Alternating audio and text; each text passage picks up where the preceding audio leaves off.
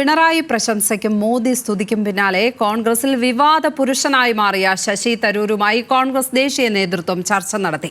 ജനപഥിലെ സോണിയാഗാന്ധിയുടെ വസതിയിൽ രാഹുൽ ഗാന്ധിയുമായി നടത്തിയ കൂടിക്കാഴ്ചയ്ക്ക് ശേഷം മല്ലികാർജുൻ ഖാർഗെയുമായും തരൂർ കൂടിക്കാഴ്ച നടത്തി. കൂടിക്കാഴ്ചയ്ക്ക് ശേഷം മാധ്യമങ്ങളെ കാണാതെ തരൂർ മടങ്ങി. കോൺഗ്രസിന്റെ പൊതുനിലപാടിന് ഒപ്പമാകും ശശി തരൂർ എന്നാണ് പ്രതീക്ഷയെന്ന് KC വേണുഗോപാൽ പ്രതികരിച്ചു.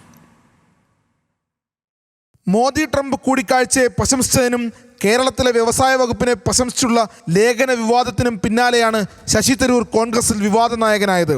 ദേശീയ തലത്തിൽ തരൂർ വിഷയം ചർച്ചയായതോടെയാണ് കോൺഗ്രസ് ദേശീയ നേതൃത്വം ശശി തരൂരിനെ ചർച്ചയ്ക്ക് വിളിപ്പിച്ചത്. വൈകിട്ട് 5:20 ജൻപഥിലെ സോണിയാഗാന്ധിയുടെ വസതിയിലെത്തിയ ശശി തരൂർ രാഹുൽ ഗാന്ധിയുമായി ചർച്ച നടത്തി. കൂടിക്കാഴ്ച 6:20 അവസാനിച്ചു. തുടർന്ന് ഇരുവരും കോൺഗ്രസ് ദേശീയ അധ്യക്ഷൻ മല്ലികാർജുൻ ഖാർഗെയുടെ വസതിയിലെത്തി കൂടിക്കാഴ്ച നടത്തി. കൂടിക്കാഴ്ചയ്ക്ക് ശേഷം മാധ്യമങ്ങൾക്ക് മുഖം കൊടുക്കാതെയാണ് ശശി തരൂർ മടങ്ങിയത്. രാഹുലുമായി നടത്തിയ ചർച്ചയിൽ കോൺഗ്രസ് ദേശീയ ജനറൽ സെക്രട്ടറി KC വേണുഗോപാൽ പങ്കെടുത്തില്ല. പക്ഷേ മല്ലികാർജുൻ ഖാർഗെയുമായി നടത്തിയ കൂടിക്കാഴ്ചയിൽ KC വേണുഗോപാൽ പങ്കെടുത്തു. കോൺഗ്രസ് ദേശീയ അധ്യക്ഷന്റെ വസതിയിൽ നടത്തിയ കൂടിക്കാഴ്ച 30 മിനിറ്റോളം നീണ്ടു.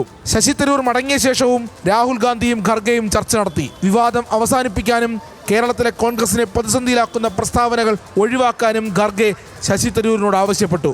എന്നാൽ ലേഖനത്തിലെ പരാമർശങ്ങൾക്ക് വിരുദ്ധമായ വിവരം ലഭിക്കുന്നതുവരെ ലേഖനം പിൻവലിക്കില്ലെന്ന നിലപാട് തരൂർ ആവർത്തിച്ചു എന്നാണ് സൂചന. ശശി തരൂർ കോൺഗ്രസിനൊപ്പമെന്നും എല്ലാം കൂളാണെന്നും ചർച്ചകൾക്ക് ശേഷം KC വേണുഗോപാൽ പറഞ്ഞു.